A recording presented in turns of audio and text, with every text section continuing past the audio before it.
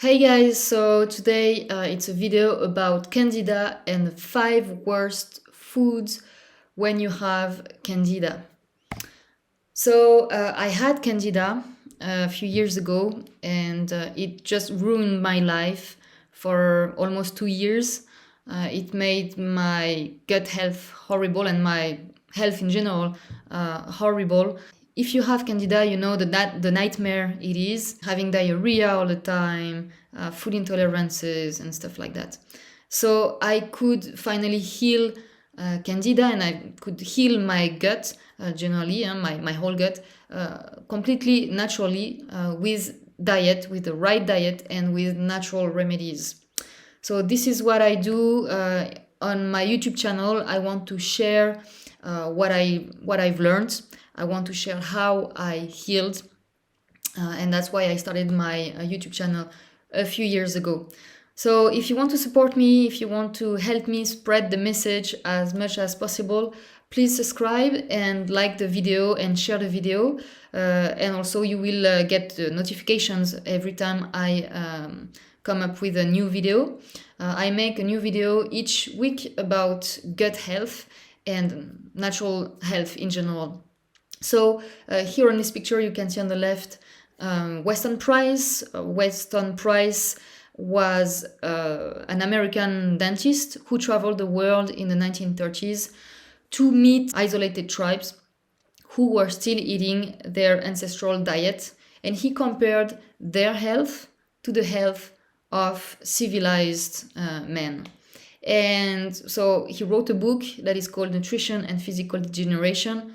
That is, amazing. That's an awesome book that shows how much diseases can be linked to a bad diet. So this is my main influence for diet, but of course the Weston Price diet is not exactly what you need when you have candida, because you still have to be careful with some types of food when you have candida, but generally it's the best diet you can eat.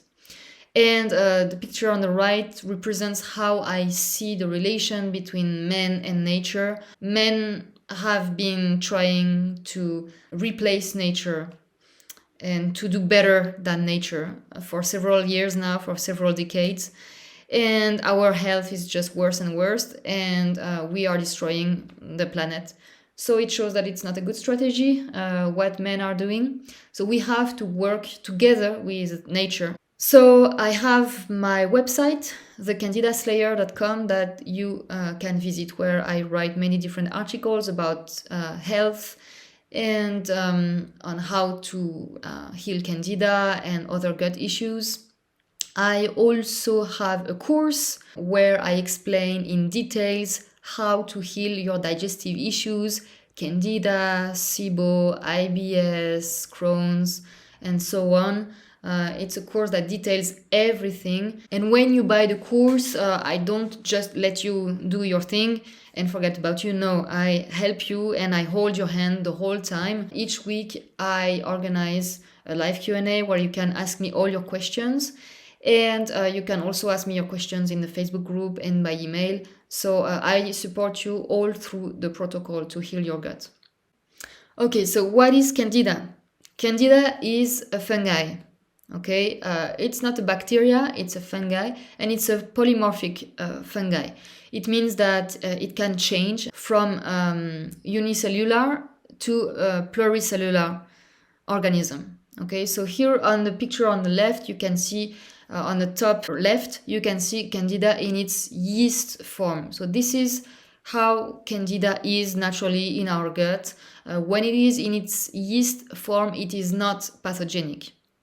Okay, and then it can change, it can evolve depending on the terrain where it is. It will change its form and it will become pathogenic when your gut becomes more alkaline. In your gut, so your gut, your colon, where candida is, should be acidic. Okay, and when it becomes alkaline, that's when problems start. There are many different studies that you can find on the internet that shows that. So when it is in its mycelium form, that's when it becomes pathogenic.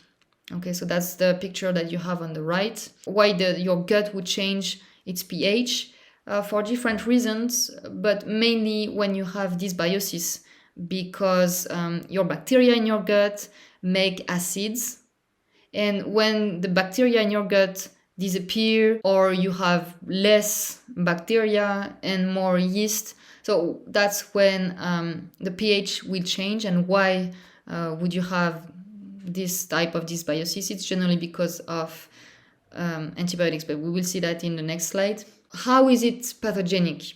Mainly when it becomes a mycelium, it will make holes in your gut, because it will send its roots through your gut lining. And this will make holes in your gut, as you see in this picture.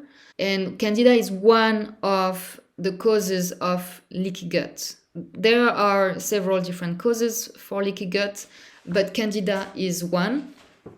And as you can see in this picture, when you have leaky gut, you have then so many issues, because your food particles cross the gut barrier and the gut lining and arrive in your blood, and that's how you develop food intolerances and food allergies and other allergies. But there are other problems also when you have leaky gut, but I will detail that in another video. But yeah, you cannot heal leaky gut if you have Candida in its pathogenic form. So you need to first kill Candida and then repair your gut. So what are the symptoms of a Candida overgrowth? There are different symptoms here. I just show pictures of the main symptoms, but there are many more symptoms than that. You will have digestive issues, you will have bloating, you will have gas, you will have stomach pain. You can have a white tongue, as you can see on the picture. Not always. I didn't have a white tongue when I had Candida, but it is quite common for people with Candida to have a white tongue. Why? It's because Candida overgrowth starts in your gut and then it spreads everywhere in your body. So when you have fungal infections anywhere else on your body, so your tongue, your feet, or vaginal candidiasis, and especially if it's chronic, chances are that you have Candida overgrowth in your gut. So you need to address that first in your gut. Okay, so in the picture on the right, it's athlete's foot. So when you have Candida on your feet. But of course, when you have Candida, you have many more issues. You cannot absorb your food correctly. You will lose weight, or you can actually, on the opposite, gain weight. You will have stomach pain every time you eat, and especially when you eat some specific foods that we will list after. But I have many other videos on my channel about Candida, so if you want to know more about Candida, go check out my other videos. I have 2 videos about the symptoms of Candida, so go check it out. So what are the causes of Candida overgrowth? As we said before, antibiotics are one of the main causes. Antibiotics and generally chemical products. So antibiotics, but other drugs, anti-inflammatory drugs, the pill, the birth control. And in your food, glyphosate. Glyphosate was originally patented as an antibiotic. Before being used as a herbicide, it was originally patented as an antibiotic. So when you eat non-organic food, you eat antibiotics. And it's the same when you eat processed foods. Processed foods are hard to digest and they are full of chemicals that just disrupt your gut microbiome. Okay, so when you do a Candida protocol, so you need to eat healthy, of course. But when you eat healthy, you need to know what you do. And so Candida loves sugar. So sugar is something that we want to eliminate when we do the Candida protocol. Okay. So any type of sugar. white sugar, brown sugar, honey, maple syrup, agave, etc. So no sugar when you do the Candida protocol, because sugar is the favorite food of Candida. Okay, so when you eat sugar, you will have a worsening of your symptoms anyway. So it's quite obvious. When you eat sugar and you have Candida, you will feel that it's not right for you. So sugar is number one. Number two, processed foods, as we said before. So processed foods are, they use the worst ingredients. So it's not organic, so it's heavily sprayed with glyphosate, other herbicides, fungicides, pesticides, and so on. But even organic processed foods are not good because they are full of chemicals. All processed foods are usually full of chemicals, preservatives, synthetic dyes, etc., etc. Preservatives are, they stop bacterial and fungi growth. And if they do, it's because they are antibacterial, they are like antibiotics, and they are antifungals, but the chemical ones, that the body cannot use properly. So when you eat processed foods, it's like you eat, again, antibiotics, and that's just the worst for your gut. Okay, so processed foods, of course, you need to eliminate that, and you need to have a proper diet, Western high price type of diet. But again, keep in mind that even if you eat a Western high price diet, you still have to avoid some foods like sugar, like what we said before. Okay, so cook at home. Homemade cooking is what you can do best from real ingredients, and you should only eat that when you do the protocol. Once you heal, after you heal, you can eat again processed foods, from time to time, but it needs to be like a very small part of your diet, because it's always bad for you. So grains, number 3, grains. Why? For different reasons. Because grains are actually sugar. When you eat grains, it becomes sugar in your body, and as we said, it's the favorite food of Candida. Okay. Another reason, grains are full of anti-nutrients, so it will be very hard to digest if you don't prepare them correctly. But even if you prepare your grains correctly, again, it's a lot of sugar, so when you have Candida, it's not a good idea. And in grains, you have wheat, and wheat is just, modern wheat has nothing to do with what wheat was, before the Second World War. They completely changed the genome of wheat after the Second World War, and now it's very rich in gluten, and it's hard to digest. So you will see, like, many people feel better when they stop wheat, when they have a weak digestive system. Again, it's not a sentence for life. Okay, after you heal your gut, you will be able to eat wheat again, no problem. But right now, if you suffer from Candida, don't eat wheat, and don't eat grains in general. White rice is usually fine for people who have digestive issues.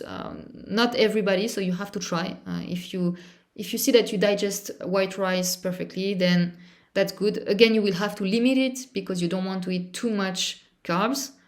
But yeah, so white rice can be okay in small quantities. Legumes. So legumes is the same problem than grains. They are very hard to digest. You have to prepare them correctly. But even if you prepare them correctly, they are very rich in carbs. It's the main component of legumes. I know many people think that legumes are very rich in proteins. They do have proteins, but they have much more carbs than proteins. Okay, so again, you want to avoid carbs when you try to heal Candida, and you can still eat some carbs, but choose the right ones. Don't choose the carbs that are hard to digest, like legumes or grains. They are easier to digest carbs than that. Number 5, alcohol. It's quite obvious, but it's very important. When you have Candida and when you have digestive issues in general, alcohol is not a good idea at all. It's actually something you should avoid for several months after you heal your gut, because it can still, wreak havoc in your gut microbiome, in your gut in general. So alcohol is bad for several reasons. First, it's like pure sugar, so it will feed candida. The second reason, it's an irritant for your gut. Okay, studies have been made with rats, where they test different drugs on rats for IBD, IBS, and so on. So to give rats IBD, IBS, and so on, they inject alcohol, in their colon. So that's how they induce these diseases to the rats.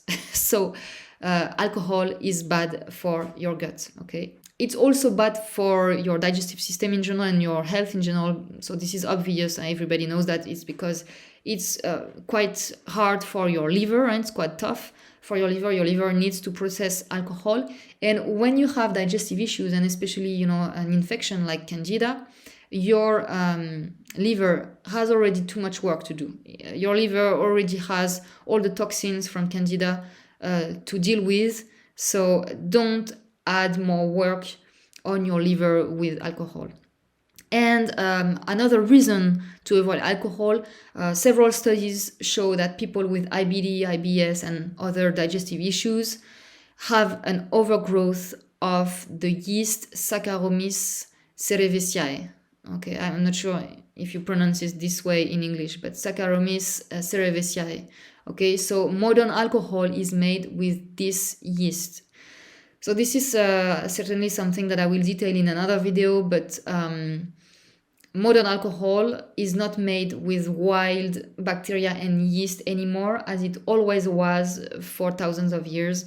Now they grow one yeast, the one I just said, Saccharomyces cerevisiae. They grow this yeast in labs, and that's the yeast they use for fermentation of alcohol. So instead of having many different yeast and bacteria for fermentation, they use only one. So when you drink alcohol, it's perfect to create dysbiosis. So dysbiosis is an imbalance of your gut flora. And to make an imbalance in your gut flora, you just, introduce like huge quantities of one yeast or one bacteria. And there you go, you will have dysbiosis. So on the right in this picture, you can see the abstract of a study about that.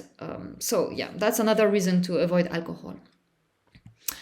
So this is it for today. These are the 5 worst foods when you have candida, and the foods that you really need to avoid. If you want to know more about candida, about gut health, if you want to heal your gut 100% naturally, if you want to be able to eat whatever you want, because after you heal your gut, that's what you can do. You can heal your gut 100%. That's what I did. I've helped other people do that. And once you heal your gut, you can enjoy all types of food again. So I was very intolerant to gluten, to dairy, to eggs, to oats. Now I can eat whatever I want. I can eat these foods again with no issues. So again, go on my website, thecandidaslayer.com, where you will find the course. And again, there's a special offer right now. You get a free coaching session with me if you buy the course right now. So go on my website, thecandidaslayer.com. The link is under this video. Watch my other videos if you want to learn more about candida and about gut health. And I see you in my next video. Ciao, ciao.